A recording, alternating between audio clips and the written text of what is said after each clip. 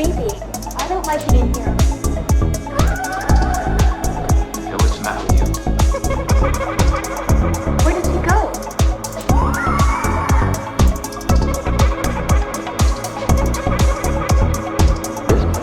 Wild. Put your soul into it.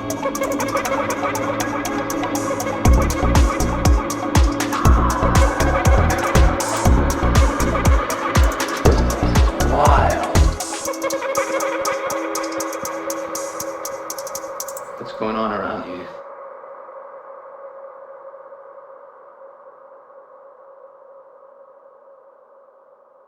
Before we bring on our special guest this week on Haunting Live podcast, we recommend you visit our official sponsors for Haunting Live, The Most Gifted Psychic. Visit our sponsor, The Most Gifted Psychics, by calling 866-228-2883 and mentioning code word Haunting Live, and receive their promo of 10 minutes for just $10. 100% satisfaction guaranteed. Even if you don't like the reading, they'll refund your purchase. Again, visit our official sponsor, The Most Gifted Psychics, by calling 866-228-2883 and mentioning the code word Haunting Live. Welcome to Haunting Live podcast. This week we are joined overseas today by a very special guest, Connect with David and David Maddock. Thank you for joining us. No, my absolute pleasure. Thank you for having me. It's wonderful having you and joining us today here on Haunting Live to talk a little bit about your background and what you do as a medium, especially overseas in the UK. I know it's a very popular field over there in the UK to be a medium, so you must have lots of competition, but we'll get into that and a little bit about what you do today. So first of all, can you introduce yourself and tell us who you are? Yes, I'm David Maddock. I'm 37 years of age and I am a full-time psychic medium practitioner. Great. And how did you first get into mediumship? What drew you into the field? Oh, well, Trevor, that's quite a long story. How long have we got? Well, where shall I begin? So it started, I believe, when I was around the age of 14, 15, I got run over. But I do believe it started well before the age of 14, 15, which I'll discuss later. So I got run over and I had this moment of, I try not to dramatize my experiences. I try to keep it very, but I literally, all I can say is that I literally saw everything from a bird's eye view looking down. And I just had this moment of, it's not your time. Now, I didn't see anybody. I didn't hear anybody. I just had this feeling and this warmth of, this isn't your time. So I literally went to hospital, got rushed to hospital, walked away with literally a few minor marks. The hospital couldn't believe I walked away from it. The police couldn't. The car was completely wrote off. A funny story, actually, of where it happened. And those from the UK will probably know the area I'm about to say. It's the Black Country Museum. I got run over there, and my dad was in construction, and my dad was always working away. And at that particular day, the day that it happened, he was actually working on the road next to where I got run over. So my friend who saw it was literally able to run across the road, get my dad and bring him back.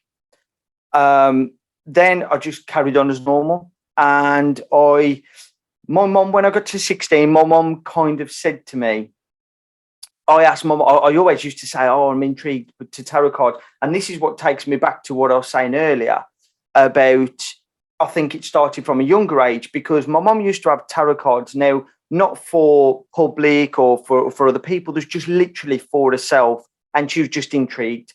Now, I remember as a kid playing with like WWE, WWF back then, wrestling figures. And I would play, and then I'd be like, oh, I know they're in Mum's cupboard. There's those cards that I'm really drawn to. So I used to always find myself trying to look at what my mum had written about these cards, these pack of cards. And so from an early age, when you look back now, I look back and think of a lad of like, I don't know, anything from the age of 4 to 8, maybe. I'm already intrigued in that path. I'm already intrigued in that subject. Something's pulling me to them. But at the time, I just didn't realise what that initial calling was, so to speak. So I was always interested. But I always used to ask my mom, can I come to a psychic fair? if she had a psychic around the house, can I have a reading? My mum was like, no, you're not ready. You're too young.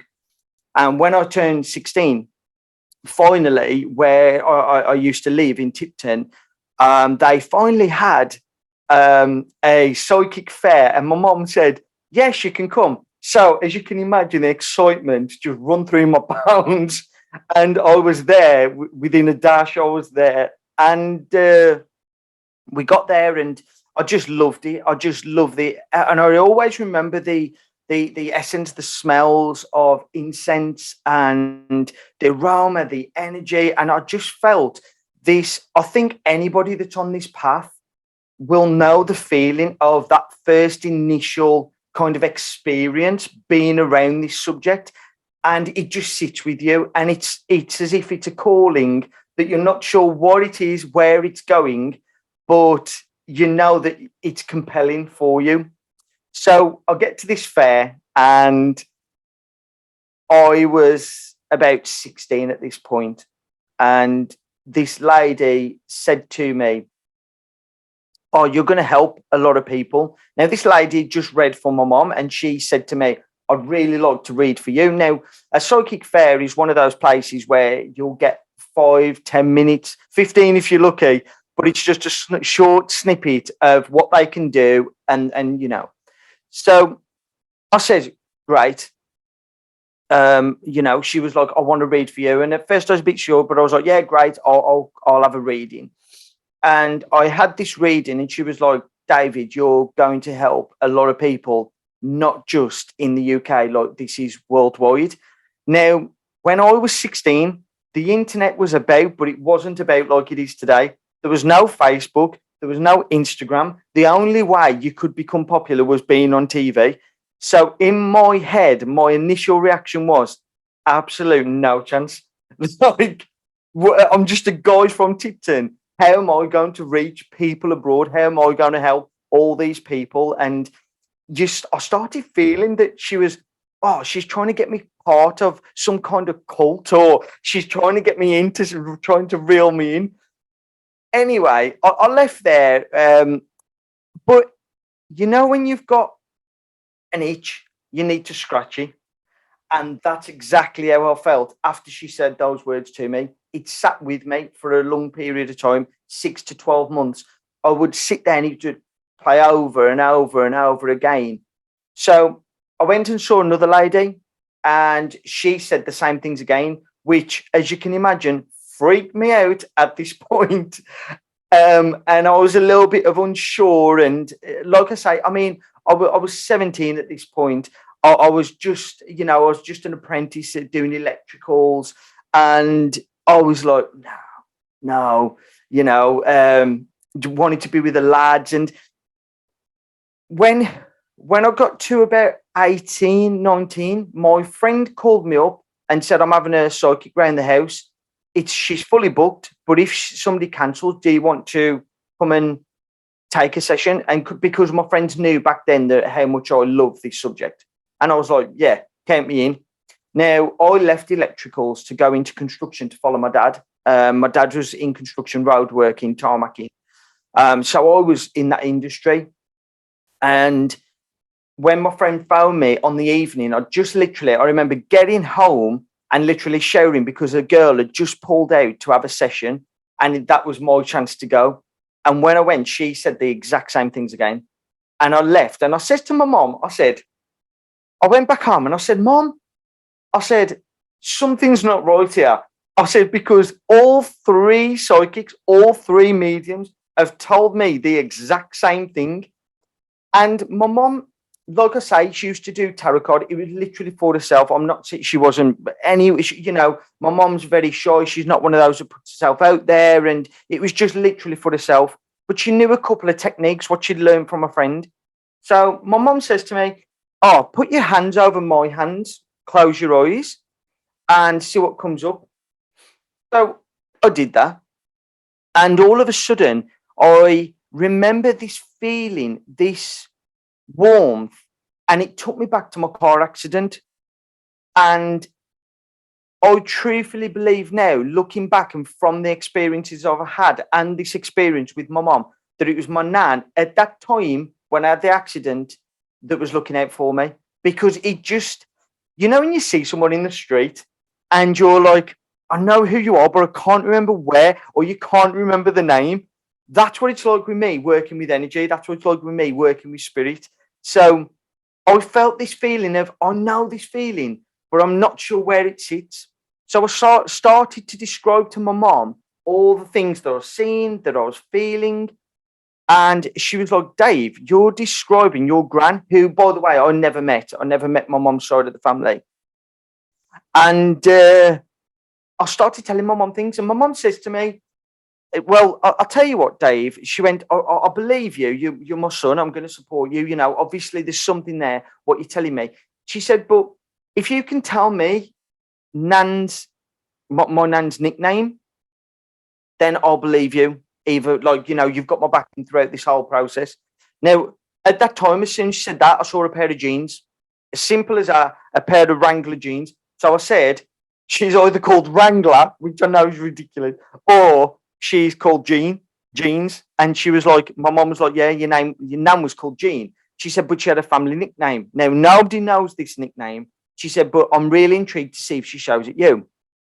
So, as you can imagine, my dad working in construction he's a man's man. And he was very big. Like, if my mum had a psychic over, my dad either wasn't in the house or he had no part to play. My dad's a proper man's man. So you can imagine what it was like for me. I actually worked with my dad as well in construction. So, you know, it's kind of in the field, the area that I was in, and I always felt that I was embarrassed to say to people, hey, I've got this is one of my hobbies. And I never really fitted in energetically as well. I never 100% fitted in. And now I look back and I understand why. But at that time, I didn't understand why. Plus, it must be horrible for people who are hiding behind who they truly want to be because of the judgment of others and because of the industry that they're in. But that's what it was like for me. So anyway, going back onto what I was saying, so my dad's a big skeptic. So next day we come downstairs and my dad's putting the kettle on to do a cup of tea. He was in the far side of the kitchen. My mom walks past me. Now, as soon as my mom walks past me, I feel this rush of energy. And instantly, the same way it took me back to my car accident, the same way I knew it was my gran, I had the same feeling of like, oh, I know it's gran. Now, because my mum had validated this the day before, I kind of understood, like, oh, okay, this is gran, this is my nan. So I says, oh, gran's here. And my mum says, what's she saying? And then I looked up at something drawed me to the fitted cupboard in the kitchen. And above that was a first aid box. And in my mind's eye, the first aid box started coming towards me. And the closer it got, it's really hard to explain this. But how we're split screen now, that's exactly how it was like for me. So on one side, I've got the first aid box. On your side, first aid box. On the other side, I had Raiders of the Lost Ark. You know, Indiana Jones, where the boulder's chasing him. So all of a sudden, the words of the title of the film and the first aid box are getting closer, till eventually I got the name Aid and from the Raiders of the Lost Ark. So I said, Mom, it's Ada. And I'll never forget my dad's reaction. I think he dropped the kettle at the time. And he went, how the hell did he know that? Because and then my mom says, yeah. And my mom sobbed her heart out. And from that moment, that one moment, forget about the car accident, forget about me being a child drawn to it. That was the moment for me when I realised, and hang on, there's something more here. Now, the other funny thing is, at this time, I wanted to start developing it now. And my mum knew a lady who could help me. And at this time, John Edward, crossing over with John Edwards, had just started on UK Living, Sky TV. And I remember thinking, like, I understand how he works. I understand, like, what he's seeing. And so, yeah, so it all just started opening up for me more and more. And then here we are now. Sorry for the long-winded explanation. I do apologise. No, it's great to hear how things worked out for you and how you actually got started into it. So Hmm. how your development went as well. So it's great that your family was at least open to it to helping you Yeah, move on through the development part of it. yeah, So it's great. yeah. It took my dad some time. Let me say that. It took my dad some time. My dad had to come and see a few shows, and my dad would always say like, "There's something. There's got to be something." And now he's just open to it, and he supports me now, and like all my family do, to be honest. So No, that's wonderful. So from there, I assume you started working with these visions that you would get, these impressions of what they were yeah, trying to explain to you and yeah, how they came to you. Was that sort of how you developed it? How you yeah, sort of learned to use those visions? Did they sort of work yeah. that way or? Yeah, and even to this day, that's exactly part of the way that I work. It is through these visions, the way that I see things, the way that I feel things, how I interpret the energies. Like I can, do you know when you drive a car, you get in a car. I don't know what it's like in America, but we drive stick. So when you get in a car, even if you drive automatic, you know how to put it into drive, you know how to put it into reverse. It's automatic, and that's what it's like for me. Sometimes it's easier for me to do the process than actually explaining, but just in simplest terms that I possibly can, because I want people to get more understanding about the subject. That it's symbolic, it's images. So I see these things, and whenever I'm in a reading, it's like I'm in a daydream. So I'm not here and now. I'm here, but I'm somewhere else connecting. I hope that explains a little bit.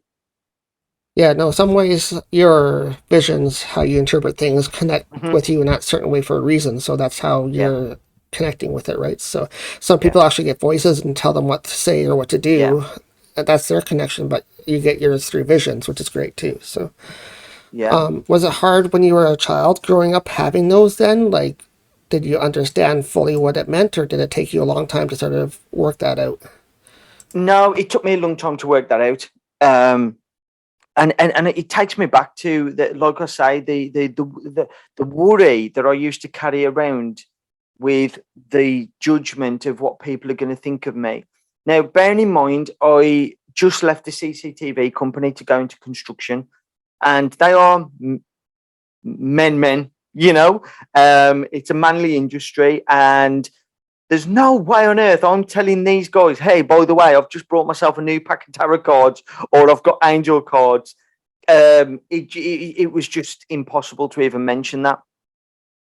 And then it started out from there. So I went to my mom's friend who started helping me. I went to a spiritual church, and over time, I just found it wasn't suited for me. Now, I'm not saying there's anything wrong with that. And I always say to people, it doesn't matter what walk of life you come from, follow your own intuition when it comes to this subject, follow your own path. Just because one person's doing it their way doesn't mean it's the right way for you. So I think it's so important for people to follow their own intuition, follow their own path. And if something feels right for them, then that's it. And it's the same way with signs, for example. So white feathers are, robins, white feathers, butterflies. They're all massive symbols of spirit or messages. Now, there may be days where you see a robin and you don't feel anything, and you're like, oh, okay, that's just a robin. But then there's other times when you do see a white feather, and you're like, you have that moment of thinking of somebody that's passed. The instant reaction that you have, the first person that comes into mind, I always say that's the person that is saying, hey, hello, I'm here. You've had that feeling about that person for a reason. So it's all about following your own path, and following what you want to do and how you think you fit, you know.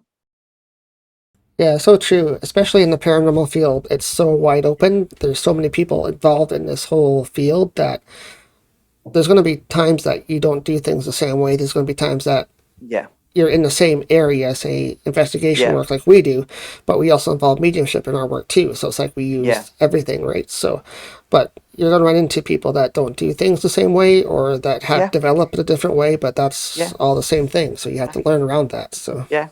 I always say to people as well, whenever I'm doing a reading, I always explain this to people as well, because I like to, when people come for a reading with me, wherever they are in the world, they always get like the introduction of the subject, and I try and explain it the best that I can to them, so that then they've got more understanding about it. And one thing that I always say is this: there are many paths on the spiritual path. There are many directions that you can go in, and think of it like art.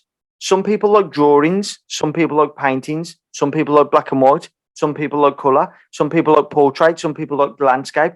Now, that doesn't mean that anything's wrong with the other pieces of art. It's just different ways of approaching, and it's about following what you prefer. So I just hope that people get that message, and I hope it helps. right, for sure. So, what area did you decide to actually go with then once you started developing? Was there a certain area that you went to, or do you just do mediumship in general, or what kind of work do you do day to Well, day? yeah, I mean, so going back to when, like, I was at work, so I'd always come home, and I started. I was in construction. I was in a well-paid job, and of a night, I would get my angel cards. I'd read angel cards. I didn't feel 100% drawn to them, but I'd try and get them. And then, literally, my mom's friend who was helping me at the time, she knew a couple of people that was like, oh, do you want to read it? David's. And so it started doing a few for my mom's friends. And then it quite quickly got bigger. And then, you do something, but you're not doing it wholeheartedly, because once again, I was that concerned about the judgment. And I thought, this is getting bigger. And I don't want people thinking at work, I'm a weirdo, I'm strange, all these thoughts and scenarios going over my head. So in my late mid-20s, I kind of stopped doing it because I was that concerned about it. And now people was kind of like, don't you do the readings? And I was like, no, we used to dabble in, try to avoid it. And I always tried my best to fit in. Like, I would drink a lot. And that was my escape at the time. In terms of, now, when I say drink a lot, a binge drinker. So I would drink on weekends. And I did this. I got in those messes because I just wanted to be normal. I just wanted to fit in. So I fully understand how some people must feel when they're they're not being their true selves, because I'm that scared of what other people think. So going back to what you were saying, I do apologise. When I got to like late 20s, I purchased my own house, and I think the energy just changed. And one of my friends was a professional footballer, and we had a discussion, and we're really close. And he said to me, I don't understand people who've got something but they don't use it. And it really sat with me, and it resonated with me instantly. And from there, I was like, you know what? This is who I am. And if you don't like me, then you don't like me. Like, and it's a tall order to do that, because you're still fighting those inner voices, those demons. But I was like, no, this is who I am. So when I think this was like my late 20s, early 30s, I set up a Facebook page and I was like, here you go. Here I am. This is who I am. This is what I do. And then it grown. And then this year, January the 1st, was the first date of me becoming a full-time professional psychic medium. So, and here we are. Great. Glad things worked out for you and you followed your passion and what you want to do in life. So sometimes that's weird too. Like, your, I guess, confidence, if you don't have it right away, it might come from an unexpected place. Like you said, you talked to your best friend about your problems that you wanted to go through in life, and he just said that one phrase that really stuck with you to make you go through it. And sometimes that's all it takes. And I find that too sometimes when I'm talking to people, certain phrases or things they say will really stick with you. So yeah, most definitely. Well, it's even the same now. Somebody watching this podcast may get the same feeling. They may benefit the same way I did. And I hope they do. I really do, Trevor. I hope that they benefit. And if there's something they're passionate about, I hope that they know there's no limitations. And I try not to listen to the limitations of others, because somebody's mindset may be thinking here, whereas I think up here. So I'm very ambitious, or I'm very, just listen to my own voice. And that's the best way to do things. All in life, I think, is just do what you want to do the way you want to do it, and don't listen to about anybody else saying anything else about it. So, I'm not saying it's easy, by the way. I'm not saying it's easy. No. But congratulations on being full-time on Mediumship and the Medium, and using that every single day in your life. It must be amazing. So, but let's talk about that next a little bit. Day to day, what do people usually come to you for? Is it mostly mediumship, or do they ask you other things as well? Or it's mostly mediumship. That's my forte. That's where I'm more suited. I do use the cards as well, because I think a lot of people, yes, they want the validation, but I think the world that we live in, especially from lockdown and COVID and everything the world's been through, I just think that people need some kind of direction. And I use the cards as a tool just to help them get back on track. Now, it's just a nudge. It's like, hey, you're just going off track slightly. Let me just nudge you back on. I can do the validations and stuff for mediumship, and I'll explain all that to my client and the recipient, and But then I think it's really important that I help them as well on their journey, on their path. And I always say my biggest thing for me is people leaving me better than when I found them, and that's my main aim. So I will sit with clients. I don't time my readings. I don't say, hey, you get half an hour, or you get 45 minutes, you get an hour. You get as long as we need to get you where I want you to be, or where I feel like you belong, or until you're comfortable. And that's just the way it is.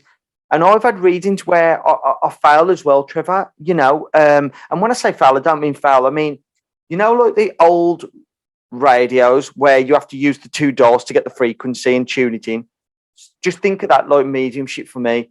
It's like sometimes I can't get the frequency, sometimes I can't tune in. That doesn't mean your loved one isn't there. It's just a case of me as a medium, I just can't tune in that time for you. So we'll try again at a later date. And 9 times out of 10, it's successful. So.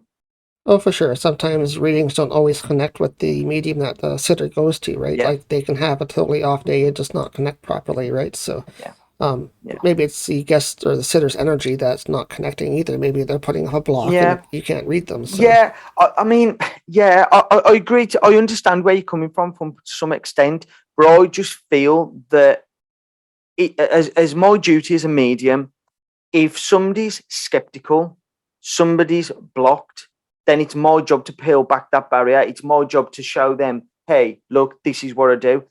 I just find it sometimes a bit of an excuse. Now, that's not me being rude to anybody, and I apologize if it comes across that way, but I just find it a bit of like, oh, okay, I'll blame the recipient, I'll blame the client, because then it keeps my pride intact, it keeps my ego intact. Whereas you need to, whenever you do this work, there's a lady that I speak to now who read my cards, was amazing, and we still keep in touch now. And she's always taught me, and something that I do anyway, is put the ego to one side. Whenever you're doing a reading for somebody, it's not about you. It's not about how you look. It's not about if you're right or wrong. It's about giving the best messages that you can. And when you do this work, Trevor, you get this feeling, you get this sense of knowing that I'm not connecting here properly because it's not flowing the way that it should. Or you get that feeling of like something doesn't sit right.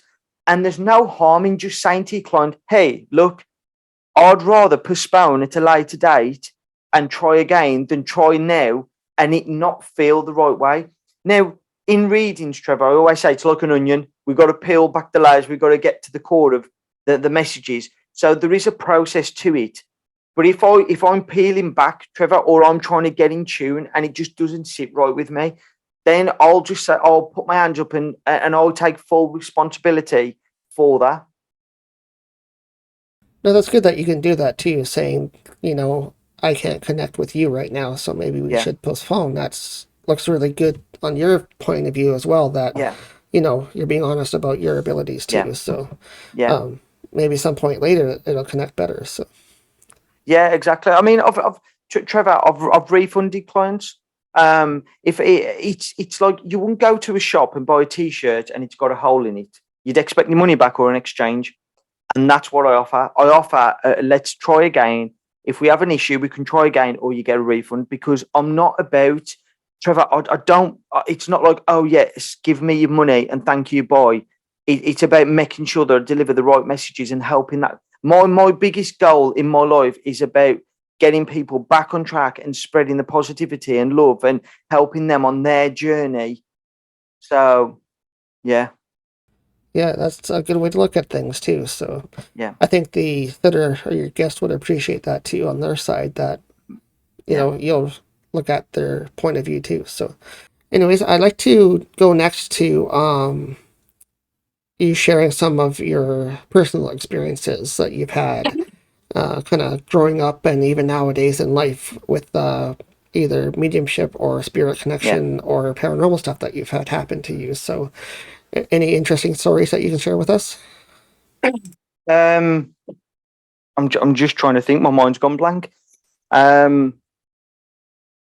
I know that I use my techniques in a positive way in terms of, and I think we can all do this, the meditation, the prayer that I do before every reading, but also I suffer anxiety, and I've got no shame admitting that, and I suffer that inner voice that tells you you're not good enough, you can't do this. The only difference is when that inner voice kicks in, I'm like, no, I can do this, and I choose to ignore it.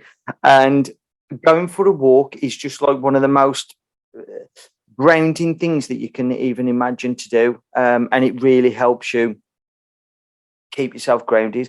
I remember when I used to work on the construction, I had a really bad experience. I don't think I've ever spoke to anybody about this.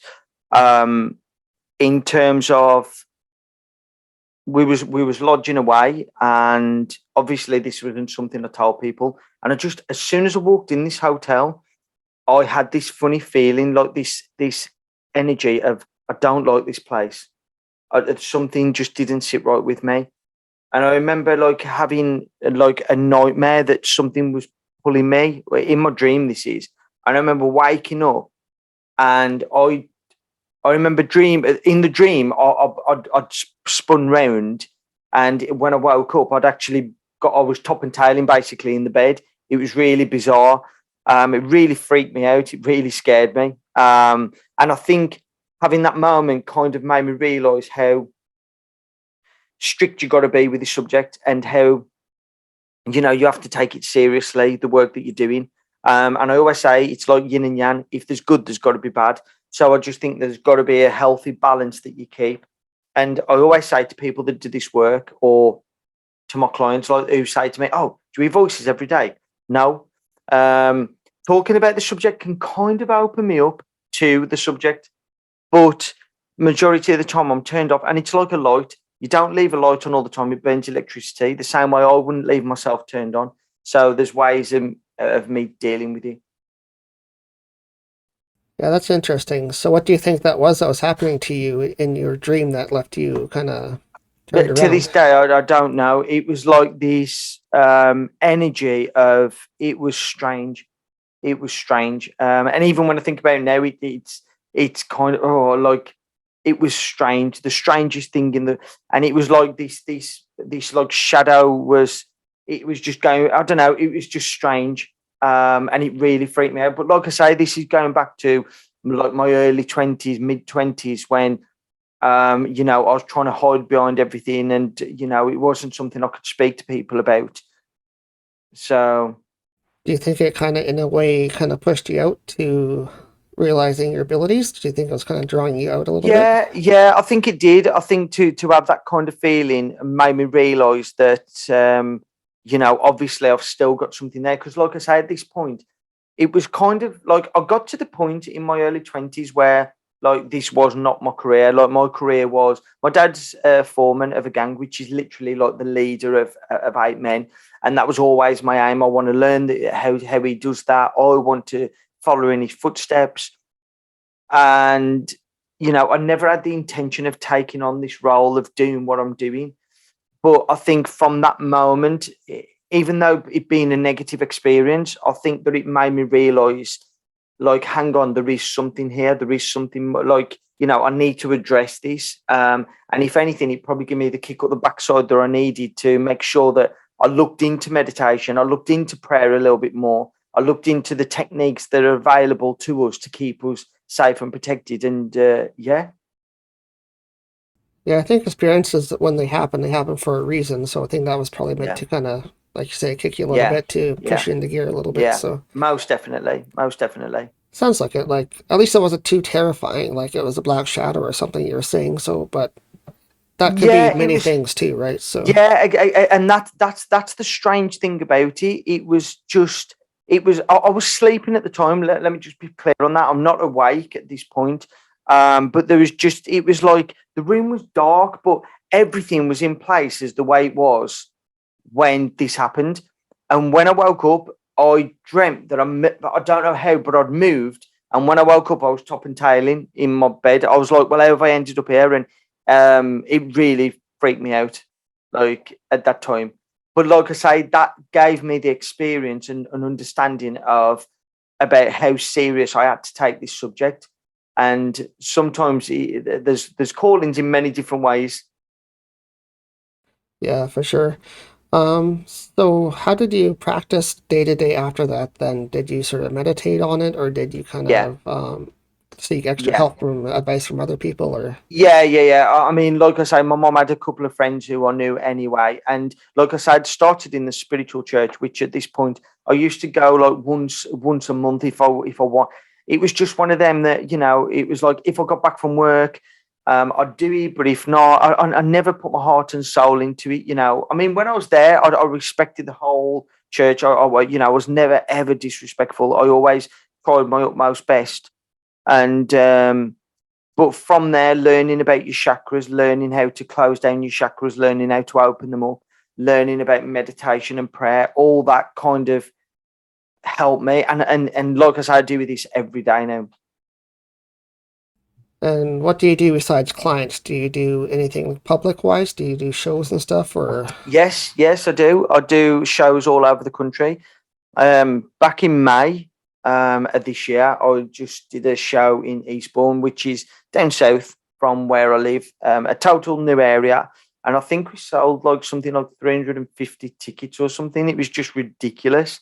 And I'm just so privileged and honored. Like, honestly, I just to be able to do this work and be able to reach so many people, and whoever comes to my show as well, I always try my best to go above and beyond, because so many people are at these shows, like I say, 300, 350, whatever the number was. Not everybody's going to get read for. There's going to be like half a dozen that get read for, or maybe just over, maybe just under. It just depends. But I'll never ever like anybody to leave my shows empty-handed or say, "Oh, I didn't get read for," and leave disappointed. So at the end of every show, I'll give people a free crystal, because I want people to never ever, like I say, I'm all about people leaving me better than when I found them. And I never ever want somebody to leave my show and say, "Oh, I left disappointed," or "Oh, I left empty." So that's something that I do, not because anybody's told me to. Everybody thinks I'm some people who was close to me when I first started doing it. I used to stick envelopes underneath every seat. So when I used to do like my local shows, there'd be like 200 people, 150, whatever the numbers are.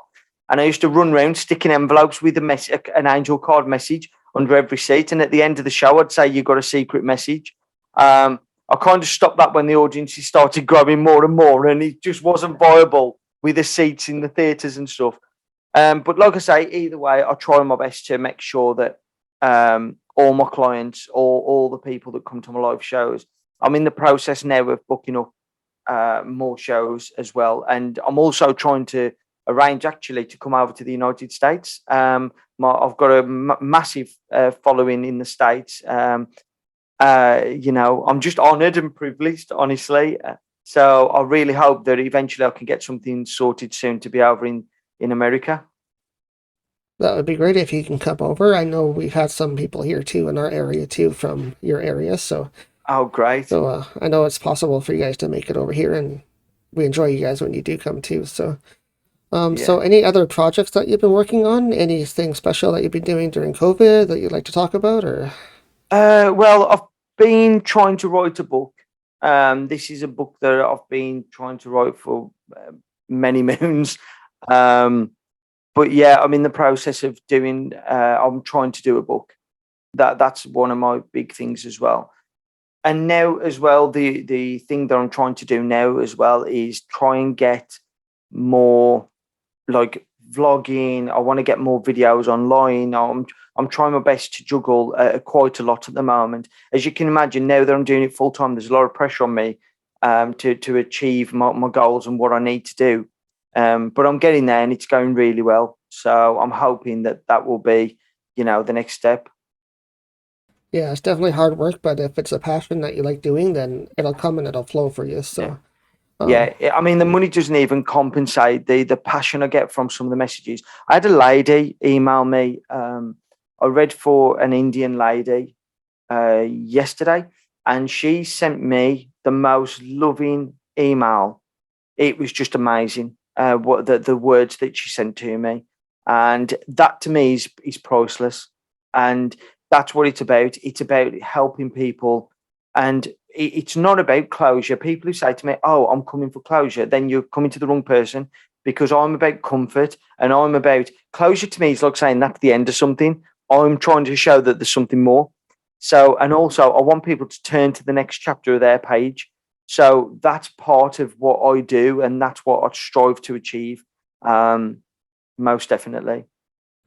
yeah, that's a good way to look at it too, because if you come for closure, then it's kind of like you're ending it right there with that Yeah, reading. So yeah, you know yeah, that person's not going to get their closure, and they're probably going to end yeah. up coming back anyway. But Yeah, yeah, most definitely. It's just about, like I say, I'm just all about to trying my best to deliver comfort and trying to, try and show people that there's something more than these vehicles that we move about in, and our soul, the pure essence of what's the driving force within us.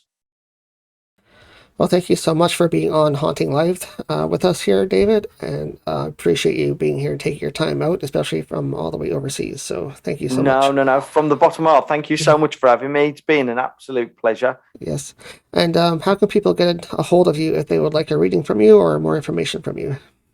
If they go to my social media, it's easy. It's Connect with David, or my website, connectwithdavid.co.uk. And just send me a DM, or it's probably best to go on my website, connectwithdavid.co.uk, and fill in the booking form. But like I say, I try my best to keep on top of everything. So if anybody messages me, just know that it is me that you're talking to, and not some robot, or not my mom. She's not my receptionist, not yet anyway. That's great. You look after all your own Yeah, contacts and everything. But thank you yeah. so much. It was a pleasure having you, and we'll have you back sometime here on Haunting Live for Oh, sure. I'd love to come back. Thank you for having me. I hope I've helped. Thank you. For sure. Missed this week's episode? Watch it on RIB, Rhode Island Broadcasting, replaying our episodes every week on Wednesday nights at 10 p.m. Follow them on social media on Facebook or on YouTube.